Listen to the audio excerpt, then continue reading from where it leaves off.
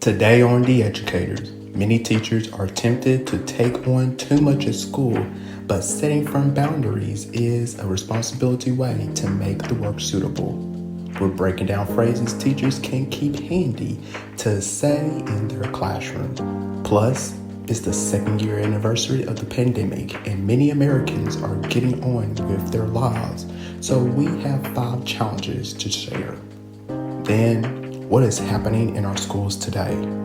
A substitute teacher in Texas was injured after he was seen on video getting into a fight with students at a middle school.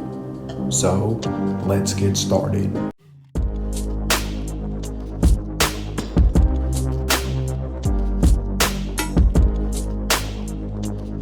Hello, everyone, and welcome to The Educator.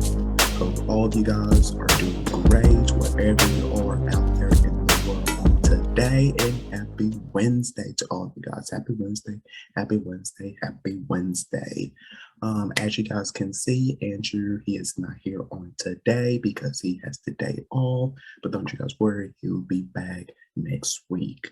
So let's hop right into today's show because we got a lot to dive into on today. We're going to be talking about phrases for teachers they can use inside their classrooms. It's the second year, you guys, of the pandemic. Yeah, I know, right? Also, we talk about some more classroom management strategies. And finally, at the end of the show, we're going to talk about what happened in Texas. A Texas substitute teacher was injured. We're going to dive into that more. But first, let's hop right into phrases teachers can use inside their classroom. Okay. So let's, and you guys, before I get started on today, I apologize in advance, you guys. You may hear some sniffs. How do you say it? Sniffing, because my allergies, you guys, are acting up on today. I can't stand allergies, you guys. I can't. And it's that time. It's that time, right? It's that time. And around this time, it always gets bad for me every year, you guys, every year. But let's get started, right? So many teachers, you guys, are tempted to take on too much at school. Yes, they are, especially this school year, guys, because we're still are in this pandemic. But setting firm boundaries is a responsible way to make the work very suitable, you guys, okay? So I am going to break down some phrases you can keep handy to say no very clearly, okay? So you may want to jot these down. And it's just a few, you guys, just a few that I have found in researches. So, research. So, number one we have is to just say it. Just say it. Saying no can mean literally saying no to a task, but it can also include clarifying your role at school or bringing in context for setting a limit. So, when saying no to coworkers or administrators, a teacher suggests using these phrases, okay? So jot these phrases down, you guys, and we may show them on to your screen so you guys can copy it down. The first is, no, I can't take that on right now, okay? No, I can't take that on right now. The second is, my current role focus on blank. I don't have room on my plate for that. Okay, my current role focus on blank. I don't have room on my plate for that. And here are some phrases to use with students, and these include the following. No, I can't have students in my room for lunch today. No, I can't have students in my room for lunch today. And finally, I'm here to help you learn blank. So I am not going to talk about blank with you right now. I'm here to help you learn blank. So I'm not going to talk about blank with you right now. I like that right there. I like that right there. So just say it, you guys. Just say it because it is okay, you guys. It is okay, to say no all the time. You don't have to always say yes. And that's how I was back in school, you guys. And I apologize. because I just keep scratching my nose, you guys, because I feel a sneeze coming on, so that's why. And you guys may see this throughout this entire episode. I apologize in advance, but I'm trying not to sneeze on camera. But yeah, it is okay, you guys, to say no. It is okay to say no. You don't have to always say yes to every situation. And that's how I was back in school when some of my fellow classmates or my teacher, because I'm a nice person. That's who I am, you guys. I'm a nice person. I don't like to let no one down. That's just me. That's just me. But now, since I'm out of school, well, out of high school, but I'm in college, you guys. And I'm doing this podcast now, this show, um, and I have realized, dang it, it's okay to say no all the time. It is okay. You don't have to always agree with everyone saying yes. Do you feel like doing this? You want to do this? But I always say yes. But it's okay. It's like, you know what? I'm kind of not feeling it right now, but I thank you for asking me in advance. Okay, that's good right there, right? That's good right there. If you guys agree with me on that, and if Andrew, I know Andrew's watching this, he will agree with me on this too, because I believe we had some conversation onto the show. Where it's fine. It's fine to say no. It's okay. I mean, this is just my opinion. It probably will hurt the other individual involved, maybe, but they get over it. They will get over it. Am I right? I know. I'm right. So yeah, so just say it. Just say it. All right, so moving down to our next one, which is take a pause. Take a pause. Saying no can sometimes be nerve-wracking due to the pressure to respond to it right away. Um, and this, a teacher recommends slowing things down to give yourself some space to think through a request. Okay, this teacher says you may even find that creating space to slow down helps the other person rethink the request or helps you recognize when things actually are doable. Okay, so with co-workers or administrators, this teacher considers saying these things right here, and you guys jot these down as well. First is, can you tell me more about how you see that fitting in with my other responsibilities? Let me say that again for you guys. Can you tell me more about how you feel? Can you tell me more about how you see that fitting in with my other responsibilities? That's a good one there. Or I'm potentially interested, but I'm not sure how that will fit into my current workday. Can we discuss this at a later date or time? Okay, I like that there. I like that there. So yeah, use that, you guys, with your coworkers. And with your students, you can use this. So let me think about it, and I will follow up in class tomorrow. That's a good one there. That's a good one there for you guys to use. And finally, thanks for asking me. Thanks for asking me about this. Let me check with the principal, and I will give you an update at the end of the week. I love that. I love these here, you guys. I love these. I love these. Love these. All right. And finally, you guys, we have is to suggest an alternative. Now, sometimes the best approach is to say, no, I can't do that, but I know who can. They have another person involved. Okay. So a teacher writes, seeing yourself as a bridge builder can help you say no, especially when you walk across those bridges alongside students. So, with coworkers and administrators, this teacher suggests using this type of language. So, jot these down, you guys. First is that does not fit within my current role. It sounds like a good fit for blank to take on in their role, however. Okay, so, like I said earlier, adding another person, a person best fits for this. It may not be me, but I know someone who is best for this type in this position, right? Okay. And then you have, I appreciate you thinking of me for this, but I don't have the right training or expertise onto this. Can I loop blank, a person into this conversation so they can help you find the next step? I love that. I love that. I love that. I love that. Okay. And finally, you guys, we have bridge building with students, building relationships with your students can sound like this here. I want to help you get support, but I'm not the right person for this conversation. So let me introduce you to blank. Okay. Excuse me. And finally, I'm so grateful that you trusted me to share this. I have to tell you that I can't give you the support that you need, but I will help you connect you to blank. Okay. So I love and let me finish this off here. There might be pushback when you do this. A teacher writes, "What if there's actually is no one else to take this on?" That's a good idea. That's a good idea.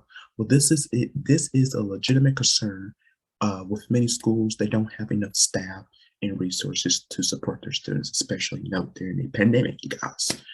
But it's important for teachers to remind themselves that just because someone else can't do it doesn't mean you should. Be honest about the limits of your role, and if possible, push back with a group of colleagues for more fair working conditions and workloads. When you begin creating healthy boundaries at school, it takes time and effort to sustain them, and there might be struggles along the way. But when you finally figure out how to access what to take on and what to do, what to, what am I trying to say here? What to, you know, help with others. A teacher finds that it's worth it. It's all worth it at the end of the day. So, and finally, this teacher writes here, "I am a better leader when I'm taking care of my body and prioritizing self-care. And the leadership of those around me fluster when I stop trying to be the only problem solver." All right, so there you goes right there, teachers, phrases you can keep handy to say no very clearly. All right, so we have to take I hope you guys, before we take a break, I hope you guys understand, you know, I gave, you know, resources out to you guys. I hope you understand. But if not, let me piggyback onto what I said earlier about saying no. Excuse me.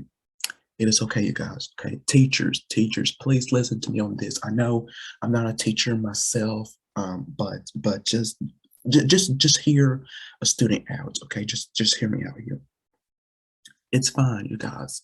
It is fine to say no to, to your fellow colleagues, to your fellow coworkers. It is fine, you guys. And it's fine to say no to your students as well. It is okay. It's okay. If you don't feel good enough to do whatever type, whatever position or situation that you are in, that you have to say yes to all the time, it's fine, you guys. It is fine. Let somebody else do it. You take yourself a break, okay? Because you guys deserve it. Teachers, you guys deserve it. I know Andrew, he will agree to me on this because he's a substitute teacher who works every single day. I know myself, I'm a substitute teacher, but I don't work every single day. But Andrew, he does, and he's under that pressure that he understands, the teachers, with the burnouts, and that teachers having a lot of stress onto them. He understands that because he's a substitute teacher. He deals with it on a daily basis.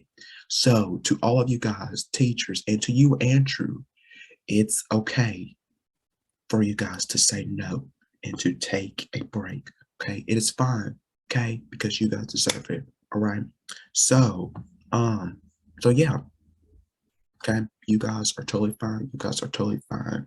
So, coming up, you guys, I'm trying to copy how Andrew did it last week, you guys, because he will probably did it here. So coming up on the educators, I'm not we, I am going to be breaking down some 5 COVID-19 challenges on our second year anniversary of the pandemic. Yeah, can you guys believe it? It is already the second year. We've been in this pandemic for 2 years now. But soon we will get over this, you guys, okay? Then we're going to have 13 and small classroom management strategies for you guys to use inside your classroom as we are wrapping up the school year. And finally, a Texas substitute teacher was injured after an attack by a middle schooler.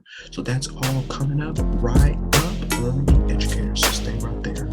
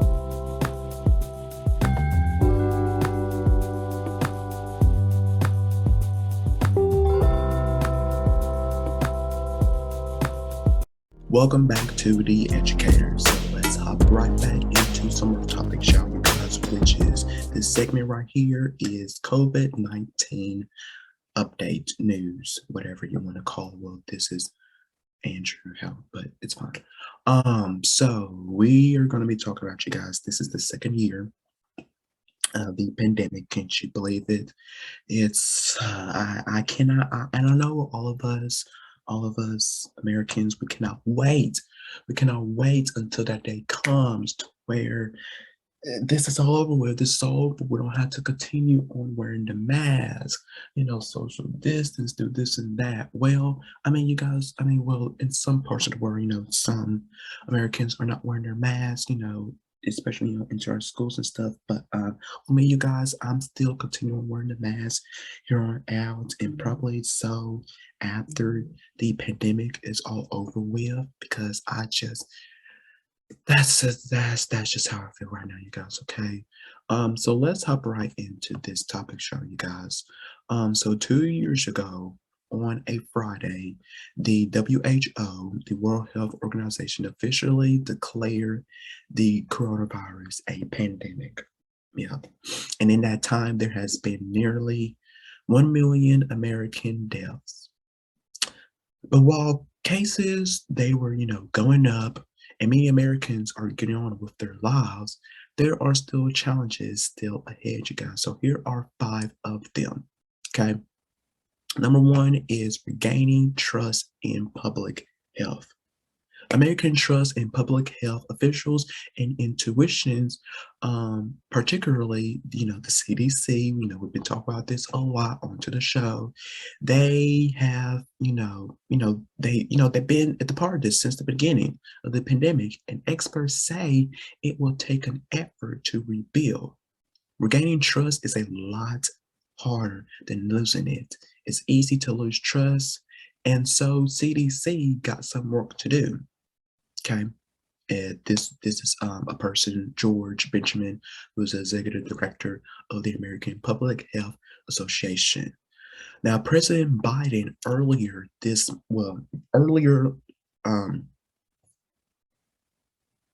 last month, you guys, in March, he unveiled the newest phase of the administration plan for fighting COVID-19, which aimed at returning to a more normal life.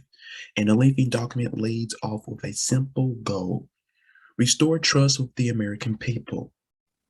I'm with him on that. I am with him on that. And experts say trust in public health intuition is crucial during a pandemic. And this measures like, masking or even vaccines. Like I said, I'm going to continue on, wearing my mask, and I am not, you guys. I'm still not going to get vaccinated. That's with me. I'm just not, but I'm still protecting others around me, even though I am not going to, get vaccine or, get my booster shot. That's just with me, you guys. That's just with me. Okay, just like masking or even vaccines won't be successful unless people trust the messenger. And that's exactly, you guys, because I believe, a couple of episodes back, I pointed out that, at the start of this pandemic, we was all confused, we didn't know what to do, because people was telling us, we should do this, we should do that, this and that. There was false information everywhere, especially with, Fox News, which you guys should not trust them, okay? Don't trust them because they're whack people. Okay. I don't know why I'm whispering saying that. But anyways, yeah, there was lots of false information. There's still quite, I don't know, probably maybe still quite false information out there with this pandemic that people are still gonna trust. By by all means, go ahead. If you want to, go ahead. But yeah, yeah. So I found out, you guys, that a NBC News poll conducted back in January this year, they found 44% of those surveys said that they trusted the CDC on the virus. And I'm one of them, you guys. I trust the CDC. You guys too as well. Now, get this, last May of 2021, a poll from the Robert Wood Johnson Foundation and Harvard T.H. Chan School of Public Health found that 52% of Americans had a great deal of trust in the CDC. And there have been missteps in the past 2 years, including political interference. Yeah, yeah, yeah. Though a lot of the recent damage has been self-inflicted, though muddled messaging and ever-shifting guidance. So yeah, so we need to, like it says, restore the public trust. Restore the public trust.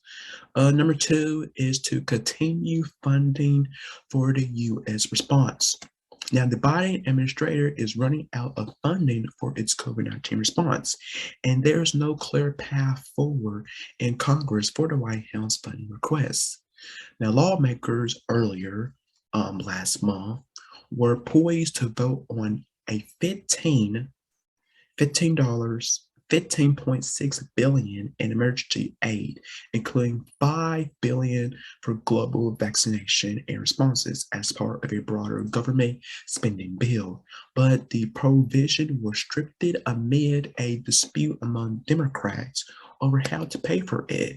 So the White House, they had called the money an urgent priority, even though it was far less than $22.5 billion officials said that it was needed.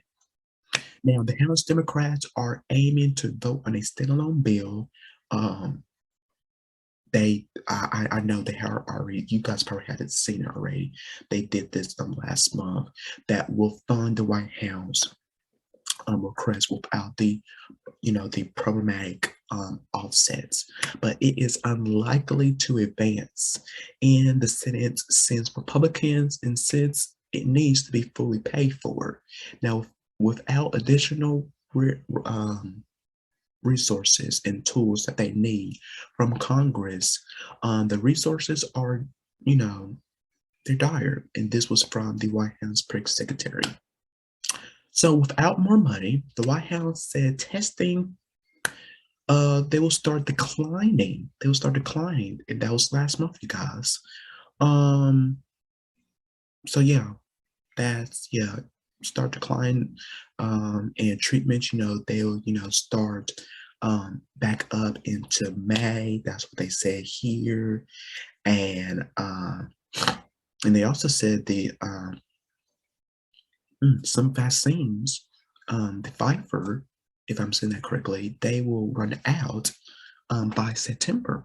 So, all right. So let's continue on, you guys. Number three,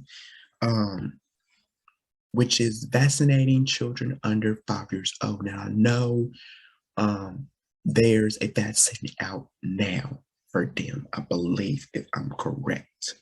I believe I'm correct on that. There is vaccine for 5 years old now, I think, or I'm probably mistaken for the 50-year-old plus group. I don't know. My head is spinning but anyways, vaccinating our children under 5 years old.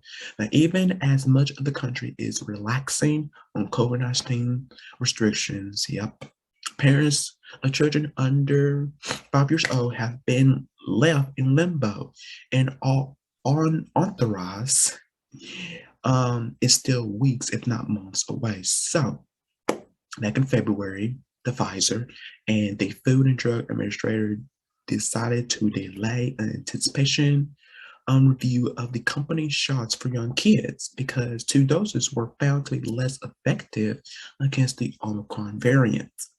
Now, the Pfizer CEO said on a CNBC back last month that data on a third dose is still weeks away.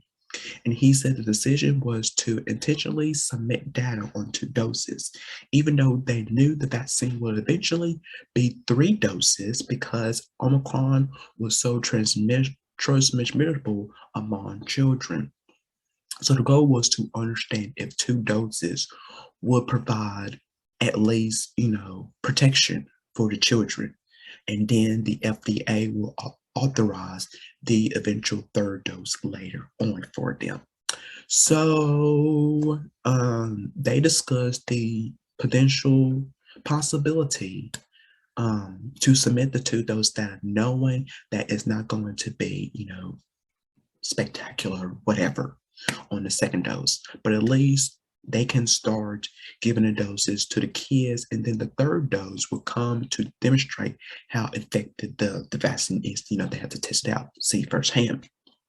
But the FDA decided to delay on this and wait for data from all 3 shots to come in before considering, doing this, further on, proceeding forward with this. Now, one factor in the decision was that the risk for children overall has dropped as the Omicron cases has fallen down. Now, expert says the best way to keep small kids safe is to surround them with people who are already vaccinated. Okay. But as the measures drops, the risk to the youngest kids increases. Okay. I don't know. Not sure about that. I don't know. I'm not going to dive well into that because I just our fourth one is vaccinating the world.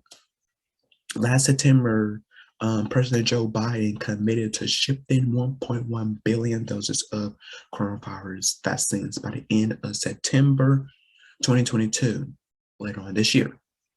But much like domestic efforts, the administration global vaccination push is running out of money. Like I mentioned earlier, you guys, that they was going to run out by September, and it says here, yeah. So the White House only requested $5 billion from Congress, which advocates and some Democratic lawmakers have criticized as not nearly enough. So they have been pushing for months for $17 billion to step up global vaccinations and treatment efforts. But with the provision stripped from the government funding bill, it is not clear if even $5 billion will be authorized. Why is that? So if the virus remains unchecked aboard, new variants can form. I agree. I agree, you guys. And I believe I had this conversation with Andrew a couple episodes back that, we don't know when this pandemic is going to all be over with, and we don't know, possibly there are probably, this is just my case, this is my opinion, and probably some of you guys think this as well. There's probably some new variants out there, you guys, out there into the world that we don't know at this time right now. I believe that. I believe that because people, I'm sorry, everybody's just, I get you guys. I get it. I'm with you. I am with you guys. We want to be out of this bubble. We want to be out of this bubble, but people are just, I don't know. They just, I mean, if that's their choice, that's their life. If they want to, be also quick with this as well, go buy it. If you don't want to keep on wearing the mask, keep on. If you want to be surrounded by people up close, go at it. I get it. I get it. If you're vaccinated, I understand that. I completely understand that. But still, and I know I had this conversation with Andrew, if I was vaccinated, guys, if I was vaccinated and had the booster shot, I would still be very careful. Seriously, I will continue on wearing my mask, being 6 feet apart from people. I will still be doing those things to continue on protecting myself and people around me who has not gotten the vaccine or the booster shot, especially younger children and older people. That's just with me, you guys. That's with me. I'm sorry. But yeah. So yeah. Okay. Now, like I was saying, new variants can form and can threaten, the United States, just as the Omicron did after being detected in Southern Africa. Now, get this, nearly 90 countries are not on track to meet the global target of vaccinating 70% of their population. So, a senior policy director of the One campaign said having funding in place to support global vaccination efforts is more important for the immediate future than giving away doses. Hmm. Interesting. Interesting. And this person says that they think the real challenge in the next 6 months is making sure that the funding and support is in place to get shots in the arms and to be building up the capacity to, send, experts into these things, to low income countries to have them ready in place everywhere on earth that people can walk into a corner drugstore anywhere and get the doses, the vaccine, whatever. Okay. And finally, you guys, number 5 is preparing for the next wave, the future pandemics. And so advocates and experts, they fear that the US is letting its guard down. I believe that as well, and is dangerously unprepared for the next pandemic, let alone the next wave of the COVID-19. So a person said it's really tempting to think that the worst is behind us. I get that. But I think the warning that we should all heed on is that turning away from COVID now will be short-sighted and self-defending. I get that. I get that too. So we need to finish the job this time, and leaders really need to stay the course and make sure that this recovery that we're currently experiencing right now takes hold. So in Congress, a bipartisan legislated um, from Senator Murray and Richard Burr is aimed at strengthening the nation's public health and medical preparedness and responses systems. Now, among other provisions, the wide-ranging bill will fortunately public health supply chain and improve agency coordination and data systems, and create a bipartisan task force to review the nation's COVID-19 response. Now, the measure would not directly provide new funding for the pandemic preparedness, though it would authorize some programs that could be funded as part of the annual, process later on.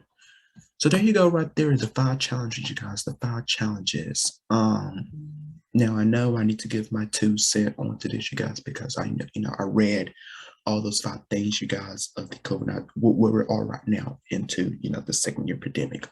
So I wanted to give my 2 cents onto this, and I know Andrew, he's like, wondering, okay, Daniel, are you going to give your thoughts onto this? Well, I am.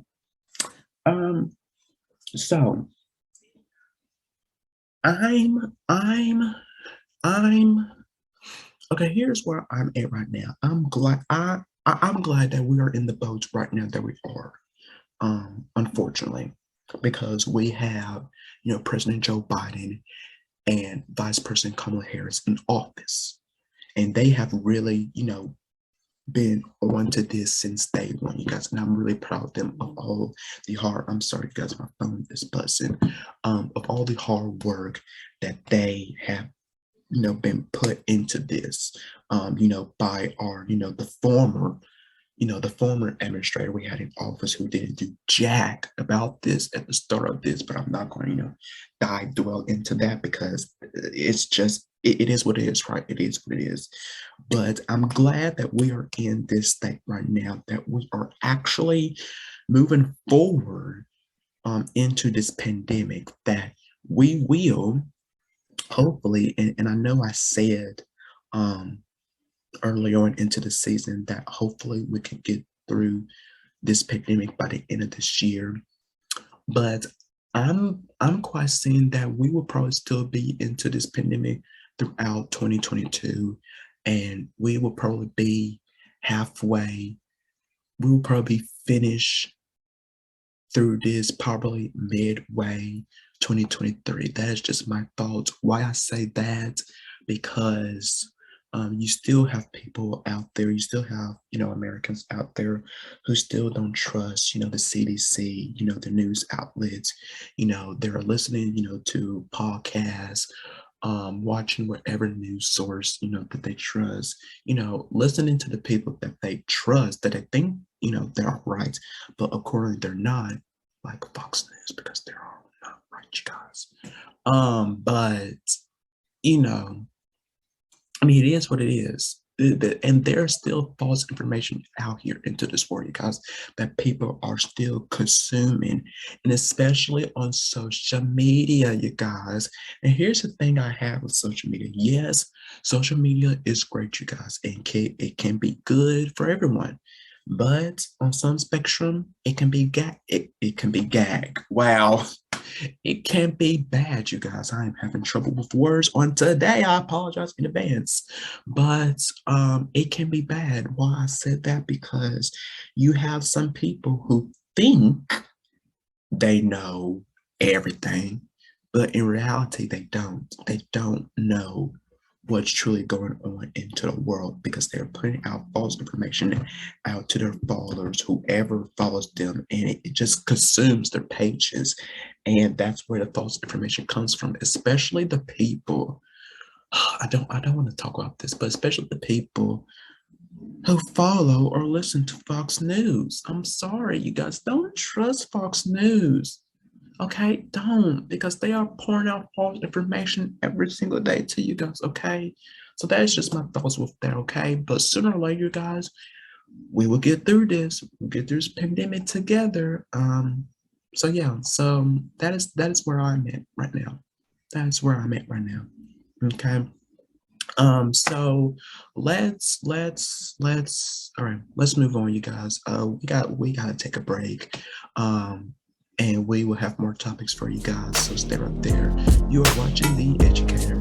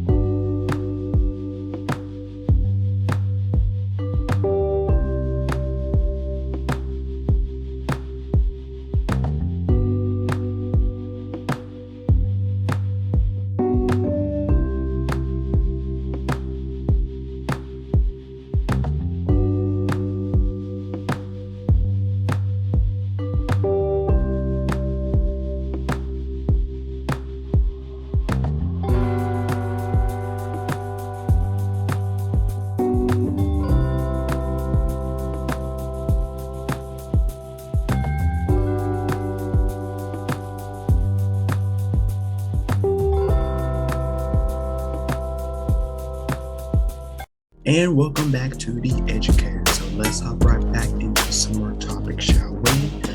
So you guys, well, not, I wouldn't say constantly, but we have talked about back, I know back in season one when we first started out the show, that we had talked about classroom managements, and what will be our classroom managements and inside of our own classrooms, and what we will possibly use with our own students. And we have been having, those main discussions onto the shows throughout the years. So we are going to give you guys some more classroom management strategies for you guys to use inside of your own classrooms. If some of the ones that you're using inside your classrooms are not working, well, you probably need some new ones. Well, here you go, right here. So I know earlier I said, you guys, that I have 13 for you guys. I'm actually not going to give you guys 13. I'm just going to give you guys like a handful, just six. Just six simple, quick, very easy, classroom strategies, classroom management strategies you guys can use right now into your classroom. Okay. So successful classroom management relies on a handful of fundamental strategies and a larger number of quick interventions. Okay.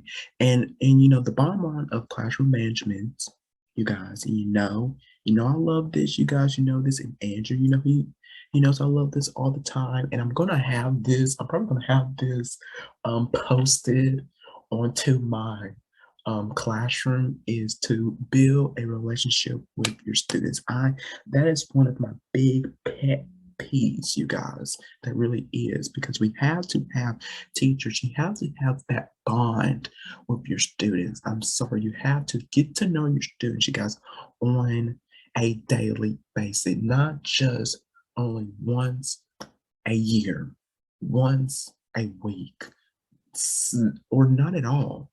Start it at the beginning of the school year. Whichever, I don't care how you, because there are many, you know, things out there that you guys can build a relationship with your students. You could do, find some activities for them to do, like with some games, worksheets. I don't care. Just find something that that best fits for you and your students, so you get to know them, you know, build a relationship with them. That's the bottom line, isn't it? That is the bottom line. And speaking, well, not speaking of bottom line, but yeah, to sum everything up, you guys, I know I'm just rambling on today. I apologize in advance. But yeah, get to know your students. I'm probably Andrew is laughing at me like, Damon, you better get yourself together. I'm trying to, Andrew. I'm trying to. All right. But yeah, get to know your students, you guys. Get to know your students, okay? Now, I don't know, you guys, if you can hear this, but outside there, I'm mowing the lawn right now. So I apologize in advance if you guys can hear that. So sorry, I apologize. But yeah. All right. So here are some classroom management strategies that you guys can use right now. So number one I have is follow the first step of hypotenuse. So hypotenuse first uh, technique, it often involves directing subjects to focus on something that they are already doing. Feel your eyes getting tired is a good opening, because everyone's eyes feel tired all the time, but we don't notice until someone points it out. So teachers like hypotenuse can string along a series of requests by asking students to do something most are already doing, then waiting for 100% compliance, and finally ensuring another directive, etc. So it's better for teachers to say, point your eyes toward me, yes, and wait for instructions, instead of saying, stop talking, turn around, turn to page 237, take out a pencil, and head your your paper with geologic frame. Hmm. But yeah, yeah, yeah. Okay, let's move on. Number two, keep your consequences as minimum as possible. So when a rule is broken, assess the smallest consequences possible and see if that gets the job done. Don't use up big consequences too fast. So that's number two. Number three is to appropriate curriculum is a classroom management strategy. For some students, being thrown out of the room for bad talking has a lower social cost than appearing dumb in front of peers. Assisting appropriate difficult work, which often means, differentiating a limited that task, the risk. Number four is to rehearse transitions. Most disruptions often they occur before the bell rings in between activities. Silent 30 was my signal for all students to clear their desks and sit silently within a half a minute. This is from one teacher. A class reward occurred after 30 transitions were completed successfully. So her kids loved how visitors witnessed their routine would drop their jaws in surprise. Number 5 is to anticipate problems and be creative, be a problem solver. At the beginning of one year, a middle school a teacher of middle school students would charge into class like Mel B and 1,000 Scotch warriors. So to solve the problem, she asked her kids to line up for class outside her door with their left arm against the wall, a foot of space between them and the person in front of them.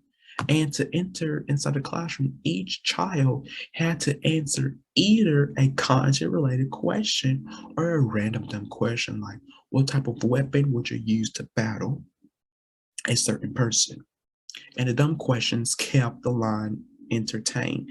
And after answering, students were directed to take a seat, quiet as moonlight, and follow instructions on the board. And students talking or violating any part of the protocol were sent to the back of the line. I love that there. I love that. And finally, number 6, I believe we had talked, we gave you guys this classroom management strategy early on. Um, into our show earlier in past seasons. Make positive phone calls home and send letters. So one teacher used to send a positive note home to every student's guardians, and this teacher would include a magnet, 100 calls about $9, to encourage its placement on the refrigerator.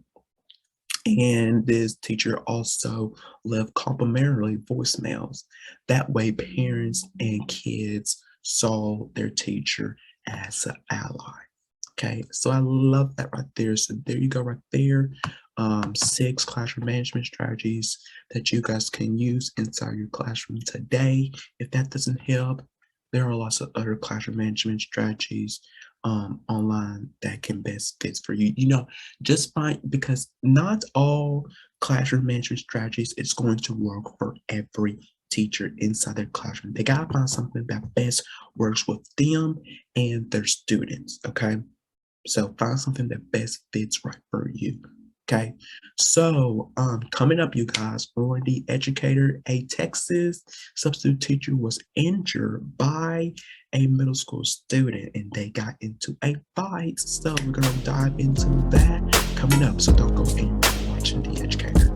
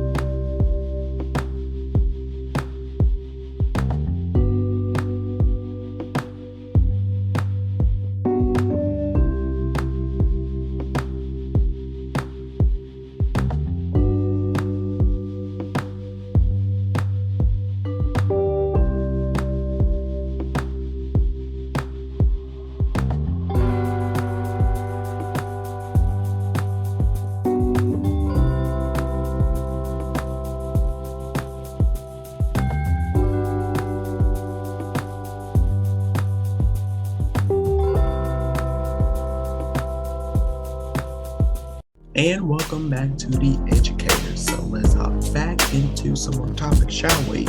So, like I mentioned, before we went to break, that I was going to talk about.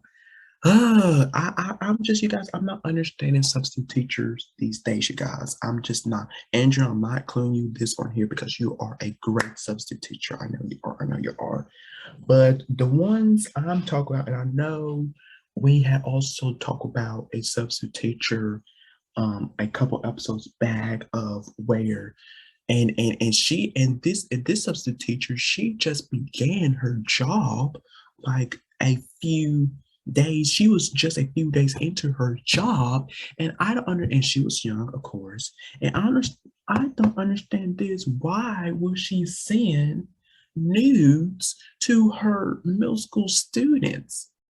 And it took them a while for the school. It had made no sense. It made no sense. I'm still not understanding that. I'm just still not.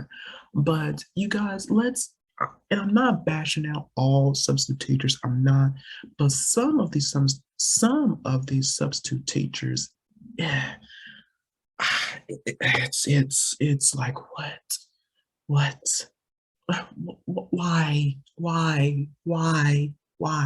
I don't know. But let's dive into this. Of a Texas substitute teacher was injured after an attack by a middle school student. And so, yeah, yeah, yep. And you guys, I'm not going to show you guys the video because I'm not, you guys probably have already seen the video already. If not, you can search it up on your own terms. I know it's on YouTube and on other, platforms, but we here at the educators, we are not, we will not be showing those types of videos to you guys, because to us, and I know probably Andrew will agree onto this, it's for us, it is to not to be seen, not to be seen for all of you guys, because we do not condone those type of violence to where these teachers attack their students or their students attack their teachers, and it's not right. It's not right and it's not fair. But in a video shot last month that has circulated around social media and shows part of the situation, a student is seen throwing a chair at an educator, who throws a chair back. Oh my gosh. And at the end of the video, it appears that the teacher is bleeding from his head. Oh my gosh. Oh my gosh. Oh, wow. Wow. So, um, this was, as reported by the WFAA, a respiratory, a respiratory, a res- I know how to say this. A representative at the school alleged that the students attacked the teacher first, injuring him to the point where paramedics had to call to the scene. Now, the spokesperson said first responders were able to treat the substitute teacher injuries on site. And in a statement from the school district released early last month, officials acknowledged that students may have witnessed and filmed, oh my gosh, the assault that took place in a classroom on a district campus.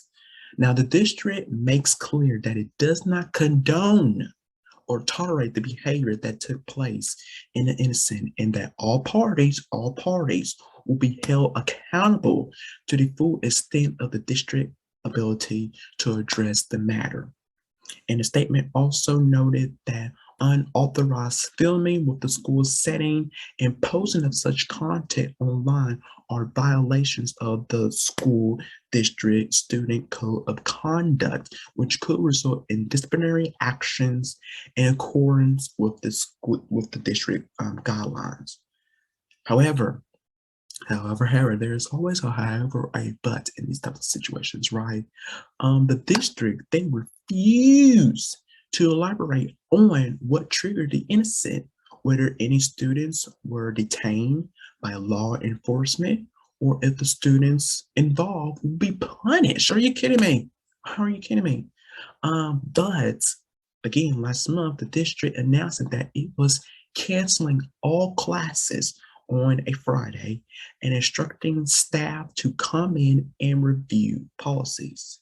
So, per Fox News, well, not Fox News, Fox 4 News, when students return on March 21st, every school in the district will have staff monitoring hallways and common areas. Employees from the district student support service department will now move from district HQ to middle school campus to provide faster response, and students will not be allowed to use cell phones, earbuds, and headphones during the school day. And additionally, each campus will have a mandatory safety security meetings with parents. And the outlet also noted that the district is creating a dress code review committee, which will make a proposal to the board for the next school year. This is, I have no words, you guys. Sorry. I have no words onto this. I'm not going to give my 2 cents onto this because this just, I can't understand these types of situation. Who was at fault here? Who's at fault here, you guys? I don't know. I don't know. To be honest, I don't know who's at fault here. I don't know. I'm not going to say it was the student fault involvement into this. I'm not going to say it was the teacher. In fact, let me stop that here. I'm going to say it's all their faults. It's all their faults in the first place because I don't know what led up to this happening because they're not because the statement they didn't fully elaborate onto that because they said they're not going to elaborate onto that. But I don't know what led up to that. But you see, guys, this is what I'm talking about. And I know this is just a substitute teacher. It wasn't the actual teacher. But still, that is why it is still so important, you guys, to have a relationship with your students. So these types of things will happen. And still, if you still had a relationship with your students, I'm not saying this will still possibly ever happen to you, but I don't know. I don't know. I am just all over the place with this. I just am. I'm just all over the place with this. I don't know. I know it makes no sense. It makes no sense. It's just, I don't know. Makes no sense. So I'm just gonna stop it there. Okay. Because yeah. So all right, so we're gonna have to take a break, you guys, and we will be right back to wrap up our show for today. So stay right there because you are watching The Educators.